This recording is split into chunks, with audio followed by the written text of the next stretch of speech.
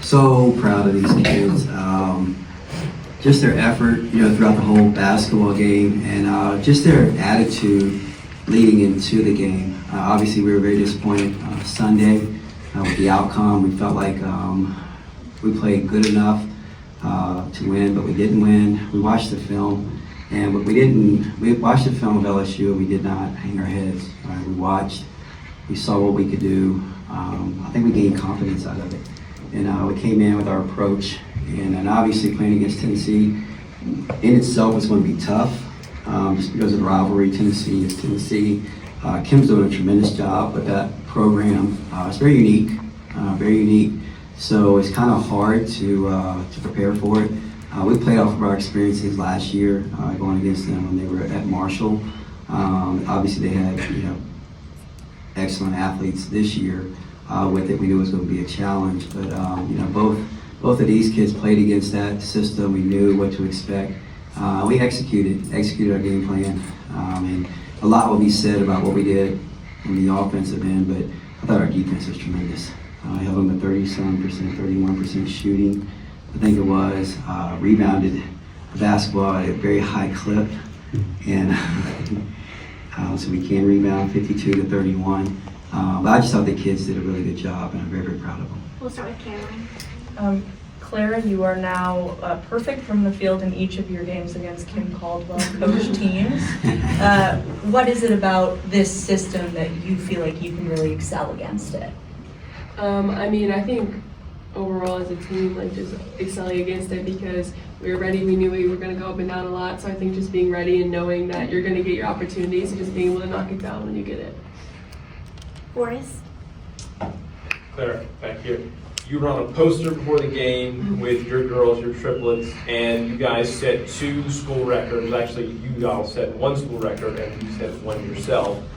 What's it been like being a part of that group and reaching these new heights as individuals? I know you love the team, but Are you trying to say this is going to be Claire Strike Day 2? I know this is day 1, Kenny. So Yeah, I think it's really cool. I think it's special. Not on a lot of teams do you have that, so I think it's really cool to play with them and to be able to work off of them and work with them. Hi. Georgia, early in the first quarter, they started doubling you before even half court, and we see Clara leaking. I think all of us were kind of like, well, Georgia can make that pass, and you hit her. So can you kind of talk about the chemistry and how you're able to, put yourself in those situations? We spent practice going over scenarios like that. We did a passing drill for the first time in maybe 12 years of my life. Fundamental skip passes. And it worked. Coach Brooks puts us in positions where it's spacing, and we put the defense in a position to pick your poison. And as soon as I saw the Tennessee girl rise, I knew that Clara was going to be exactly where she needed to be. Coach, on Sunday you told me that all season you've been trying to figure out what kind of team this is and learn what kind of team this is. How would you describe the team that walked out there tonight and probably played their best basketball game of the season? You know what? They're resilient. They're fun. They come to work every day. This has probably been the least amount that I've raised my voice ever as a coach during a whole year. Just because they get it, they understand it, they know what the assignment is, and they work extremely well together. And it's one of the things that we talked about. As a group, we were trying to build chemistry, and we did it all organically. We didn't go anywhere with any excursions and doing any of that stuff. We just let them hang with each other, and the chemistry that they found. First and foremost, they're great kids, and they work. And even though sometimes it didn't even get talked about enough, but we had 2 injuries at the beginning of the summer that could have been devastating to our program. But they all stepped up, and if they had to play a little bit extra or a different position, they all did it with a big smile on their face. And talked about the triplets, and they formed that, and to be able to play off of each other. Georgia's leadership, Deja Lawrence's leadership, it has all come together because they've been willing to sacrifice a little bit of themselves for the betterment of the team. So when they came out today, I knew they were confident because of their preparation leading up to the week. I saw it in their faces. I shot with those 2 before the game. They looked good, and we knew we were going to get opportunities. And I was very proud that they stepped up and they were aggressive and took them. Kenny, after the handshake line, you yelling at your staff, you're clapping, you're throwing your hands up in the air, pumping the crowd up. I mean, this wasn't just fun tonight, this was a fun season in this building. Obviously, the season's not over, but how special has this season been, knowing it's been fun for you guys, fun for the fans, which they haven't had in a little while? You know, Football players talk about it. Yeah, I've coached, you know, championship teams at both places I've been before, and you know, this is right up there, you know, if not the best year, just because of collectively as a group, 1 through, what we have, 13 kids. Everybody just works together. They're fun. I laugh and joke about it. Sometimes I was scared I was going to jinx myself, but they've never been late to a meeting. You know, they're always there. You know, whether I try to surprise them and get there 10 minutes early, they're there. You know, and they're ready to go. And you know, so when you have that type of mentality, good things are going to happen. And it's been a lot of fun this year just watching. You know, I've been with her for 5 years. I'm watching her do things I've never seen her do before. You know, today she let the game come to her. You know, and as opposed to just really trying to attack it, and that's leadership and maturity. But she can do that because she has so much confidence in these kids. And then watching this one grow right in front of my eyes, you know, it's been fun, hasn't it? You know, and just what she's been able to do and her confidence. And then I think she's going to learn from Georgia and take over a leadership role, you know, next year. But you know, it's just been fun for me all year coming to practice with this group. Coach, you held the #1 scoring team in the country, 31 points below their average. Just what does that mean to you, and you know, really just the team's ability to execute a defensive game? You know, I've been saying it a lot, where you know our offense, you know, Clara scores 23 points, Georgia has 18, and we can shoot the basketball. But our defense is pretty good, and I think it gets overlooked because you know we don't do the things that some people think that defense is made of, like trapping and you know pressing and doing that kind of stuff. You know, we know what we're supposed to do. We're built off of you know guarding the paint.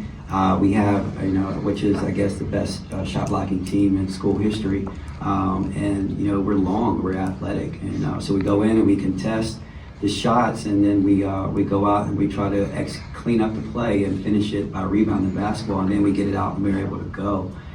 This year it's been a little bit more free. It's been more her calling, you know, the shots and what she wants out on the floor, or just going with the fast break because of our defense. And our defense is really, you know, giving us a lot of offensive opportunities. So I'm extremely proud, you know, of our defense because it doesn't get talked about as much, but we go in, game out, and we're holding people below their averages. Clara and Coach both, tonight you guys dominated the glass and the boards. Congratulations on that. I just wanted you to talk about that and for you, what Tiani does on the boards as well. Yeah, I mean, I think that's been a big focus lately. Obviously, we had to do that. So I think, I mean, just focusing on that and knowing like if we can do that, then we can really do anything. So. Clara has an ability. She sees ball, she gets ball, and you know she's just going to go after it. And that's rare because she just has a knack for finding the basketball. She knows where it's going to come off. She'll stick her nose in there and she'll go get it. And she's one of the toughest kids that I've ever coached. You know, she hurt her thumb the other day against LSU, and you know she's grabbing it and holding it, and there was never a question in my mind that she was going to be okay.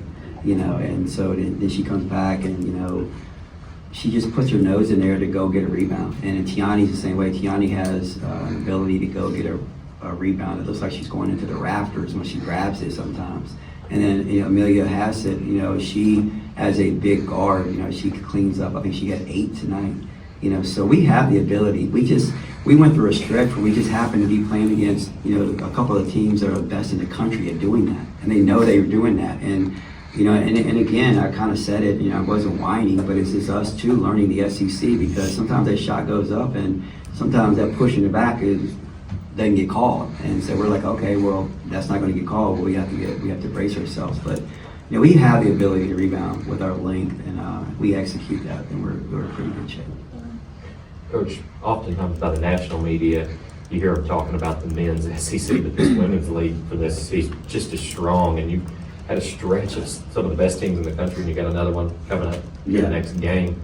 As the home season ends, how has this tough stretch prepared your group for the postseason, and with the amount of players you returned? what does it say about your team to do what they've done in this conference in year one? Yeah, I mean, I heard it a lot. You know, are you guys ready for the SEC? And you know, I'm like, okay, you know, we're a good team too, and that's not being overconfident. It's just stating the fact that if you don't believe you're a good team, then you're not going to survive in this league. And we know what we do well. We just have to go out there and try to do it to the best of our ability. And you know, I said it early on. I didn't think anyone was going to go undefeated in this league. And it's going to be a battle, and you know, sort of top 3 teams are, you know, what people can consider national contenders, and then we're right there, and we get to a point. Obviously, matchups are very important when you get to the NCAA tournament. We get favorable matchups, and we can go out and we can play our style of basketball. We've done it before. We can go on a run. You can go on a run, and so I'm excited of who we are. I'm excited who we've become, and I'm excited about who we can still become, you know, with a few more games left to play, because we got the leadership, we got inside scoring, we got outside scoring, and our kids are getting confident. Sierra. Clara, can you talk about Silva's progress? Obviously, we talk about the triplets because you should, but you go up against Clara Silva all the time.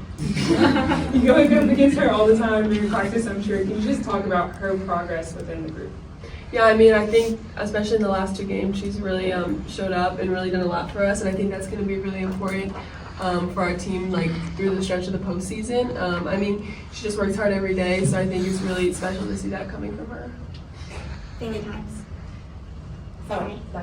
Georgia, Tessie was in here earlier saying they just felt like they didn't have the resolve that they've had in the past to come back from deficits. I'm just wondering from your perspective, it felt like you guys just kept getting better as the quarters went on. Could you sense that that comeback wasn't coming even though you've seen it in the past? Just what did you kind of see? Did you sense a frustration on the court?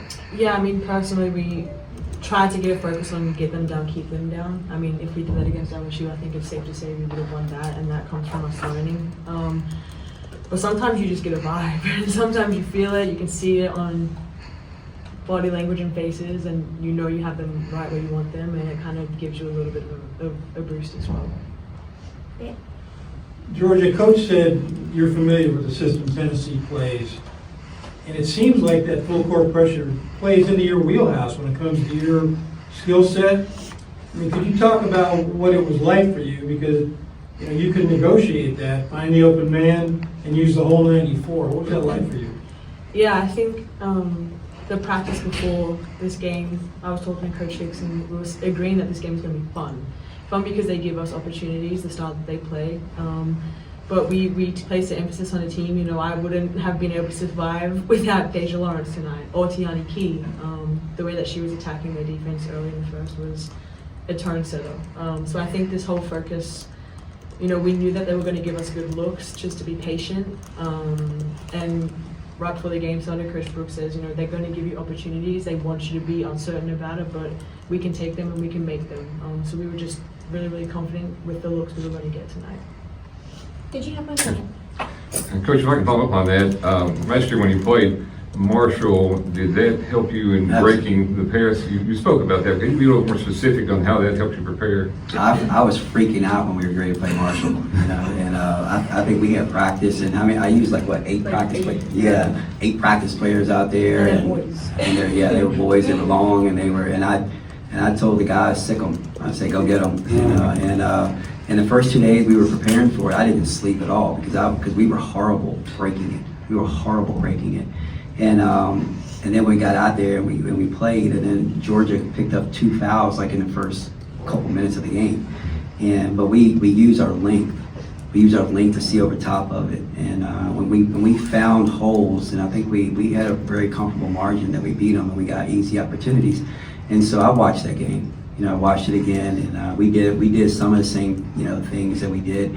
And again, for me, it's a very unique style. It's a fun style, and you know, it's the referees were tired, but I think that it really helped us. I think it really helped us to know that we've seen it before, and to be confident. Georgia said it. You know, my mindset was, don't hesitate. You know, you're going to get an opportunity, and so when you get it, take it. Because that defense will play tricks on you. Sometimes, you know, especially when the game gets going up and down, up and down, up and down, you know, you don't know whether to pull it back or to still attack if you haven't scored a few times. And I told them, I said, just go. If you got your opportunity, step up and knock it down. And they did that. I think we probably only took maybe 2 or 3 shots that were probably ill-advised, and that was just because it got to the fourth quarter and we could have, you know, milked the clock a little bit. But we definitely gained experience from it, and it helped us just because we had some sense of familiarity with it, although it was different just because, you know, obviously Marshall was great, but Tennessee has, you know, better athletes, and they can execute it better. We'll just take 2 more. We'll go Pie, Phoenix. Coach Brooks, after every loss this season, like clockwork, you've answered back with big wins.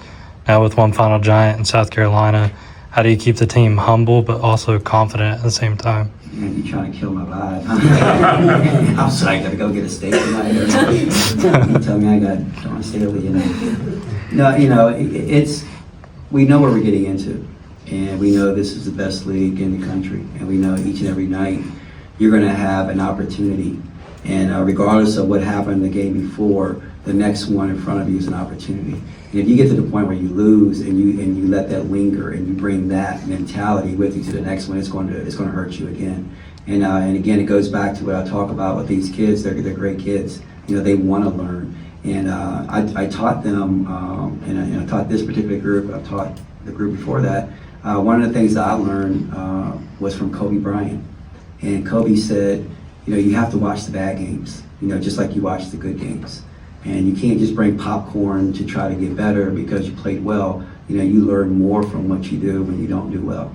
And these kids will come in, you know, my 2, I have those 2 as, you know, individual film, and the other coaches have some other players. And like clockwork, as win or lose, both of them have texted me after the game, what time do you want to watch film tomorrow? And they'll do it as soon as we leave here. And regardless of whether they play good or bad, you know, they want to try to get better. And that's how you turn the page, regardless of what happens, and you get ready for the next opponent, because this league is too good to let anything linger to bring that into the next game.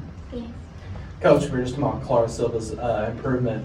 Just how much of that do you think is really, you know, of course, her being a freshman, kind of learning to kind of play more freely rather than reacting rather than thinking about what should I do here? You know what, and we haven't had the ability to be patient with her because obviously the injuries, and we need her to be, you know, productive for us.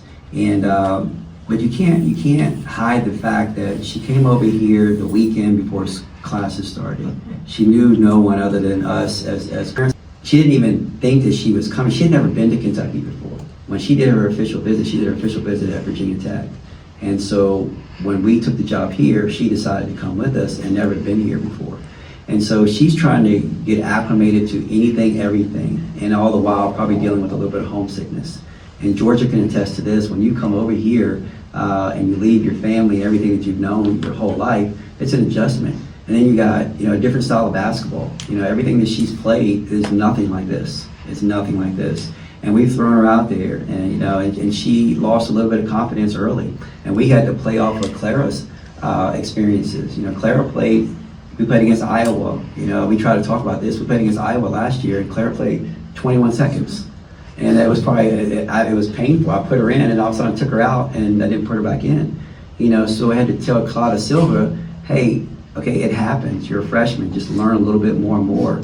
And I think probably in the last couple of weeks, we've seen, you know, the light bulb come on a little bit. She's still not as good as she will be, but she's a lot better. And if she continues to do that, you know, she's an element that we can throw out there that a lot of people don't see because she's very skilled.